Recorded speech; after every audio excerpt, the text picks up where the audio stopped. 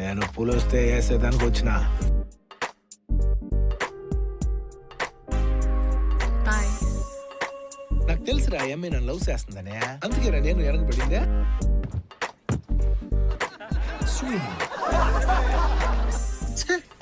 అమ్మా పరువు మొత్తం పోయి ఉండదురా నాదే. చెన్నీ, నాకేం అర్థం కావట్లేదు. 5,000 ఇస్తారా? ముద్దు పెడితే మడుగా.